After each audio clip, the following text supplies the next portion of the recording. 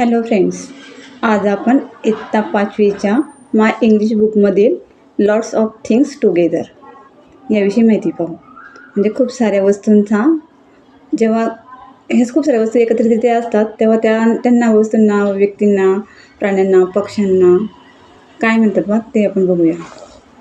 आता फर्स्ट म्हणजे flight of birds. आता यामध्ये हा पक्ष्यांचा थवा आहे. फ्लाईट हे उडणाऱ्या पक्ष्यांचा थवा आहे. जे आकाशात आपण एकापेक्षा जास्त पक्षी झुंडने जात असतात त्यांना फ्लाईट ऑफ बर्ड्स म्हणतात, पक्ष्यांचा थवा म्हणतात.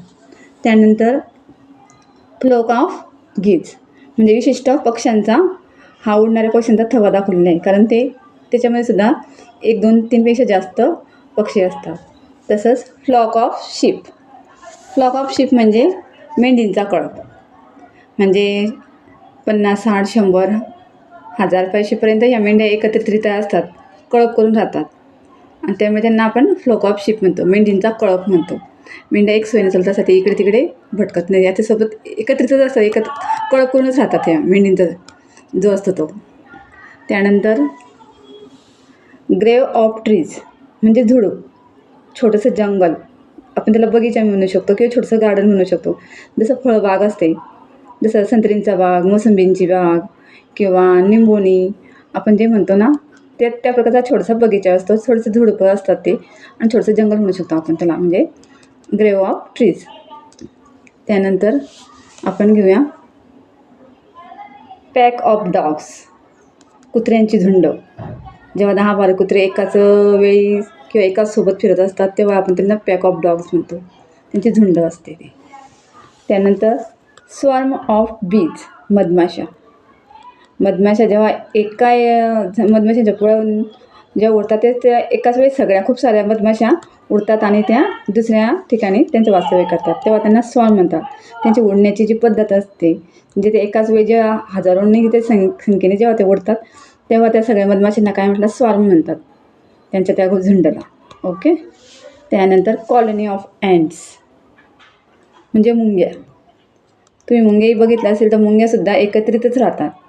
1-2 मुंगी काही अशी आपल्याला कुठे दिसत नाही, आपल्याला त्या घोळका करून किंवा अशा खूप साऱ्या एकत्रच दिशेने जाताना आपल्याला दिसतात, त्यांना आपण कॉलनी ऑफ अँट्स म्हणतो.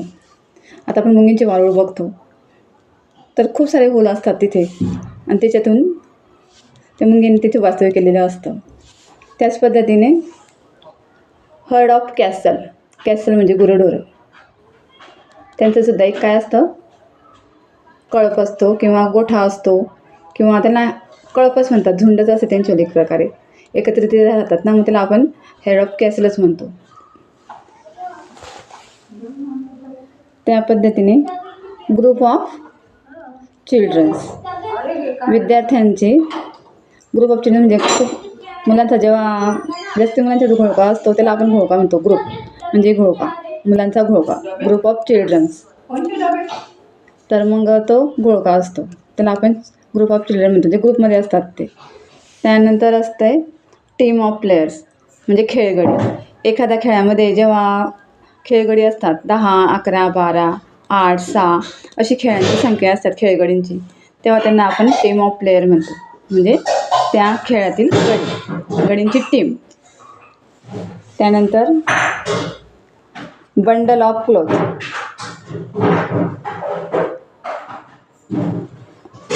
आपण हे राहिले वाटतं 1 मिनिट. क्राऊड ऑफ पीपल म्हणजे लोकांची गर्दी किंवा घोळका. 2-4 लोकांपेक्षा जेव्हा जास्त लोक तिथे उभे असतात किंवा काही करत असतात तेव्हा आपण म्हणतो तिथे लोकांचा काय घोळका आहे बा, काय गर्दी आहे, त्याला आपण क्राऊड ऑफ पीपल म्हणतात. क्राऊड म्हणजे गर्दी लोकांची. त्यानंतर बंडल ऑफ क्लोथ, कपड्यांचे गाठोडे किंवा गसोडेसुद्धा म्हणतात आपण त्या शब्दांना.